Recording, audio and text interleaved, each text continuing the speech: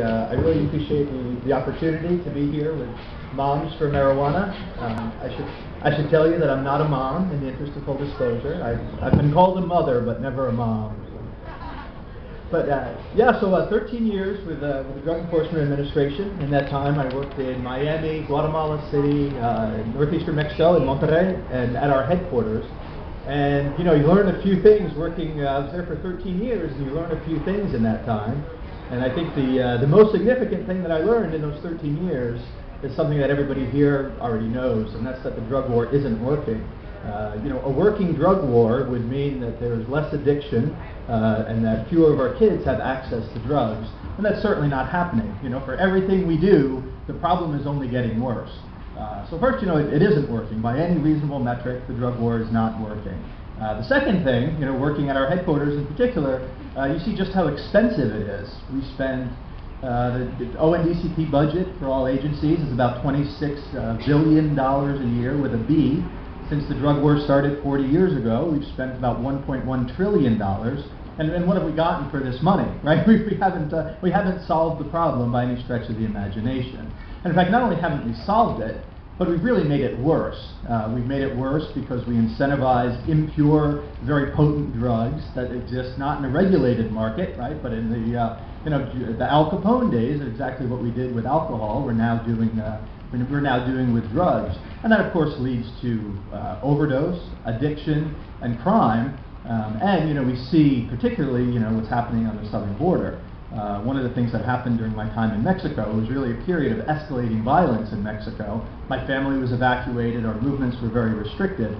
You think, well, why does that happen? Well, of course it happens because we've turned this $400 or so billion a year industry entirely over to armed criminal gangs. Hi.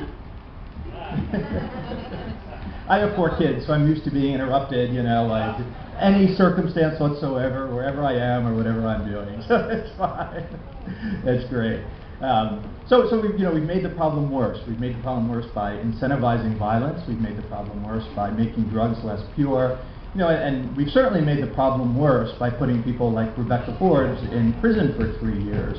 I mean, can anybody, even the most ardent drug war supporter, really look you in the eye and say that society is safer because Rebecca spent 3 years in prison? Well, absolutely not. That probably cost roughly, with the investigation and prosecution, about $150,000. So when you pay your taxes, you're paying to put people like Rebecca Forbes in prison. And it's no accident, that right now, due almost entirely or largely to the drug war, the United States has about 5% of the world's population, and we have about 25% of its prisoners. And this is supposed to be the freest country in the world. There's something just fundamentally wrong with that, and most of that huge increase in incarceration since 1973, when the drug war started, is because of drug offenses, and of course, disproportionately, nonviolent drug offenses. So it's very concerning to me. I think we're very much on the wrong path.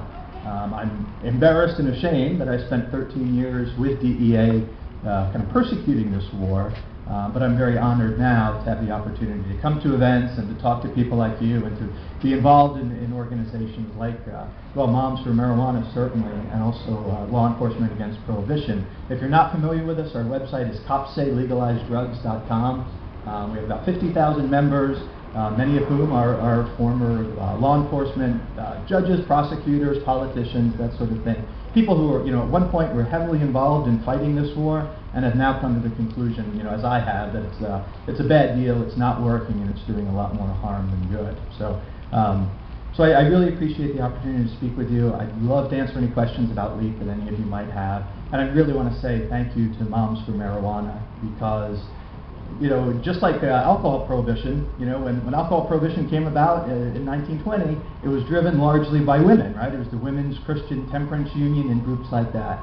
And when alcohol prohibition was repealed 13 years later, that was due largely to women and to mothers who had seen, that this didn't work out. Instead of, making all of our husbands put down the bottle and go to work, what it had really done was to increase crime and delinquency and incidentally, right, alcoholism pretty dramatically. So, I think when mothers hear things like we have arrested 40 million people since the beginning of the war on drugs, you know, guys think, okay, that's a number, that's 40 million people, but, you know, mothers think, well, that's 40 million sons and daughters. And we say, you know, we arrested 800-some thousand last year just on marijuana offenses. Well, mothers can really see, you know, that's not just a number, right? That's our sons and daughters, and this is a policy that really puts all of our families at risk. So thank you very much. I really appreciate the time, and I really appreciate you coming out. Thank you.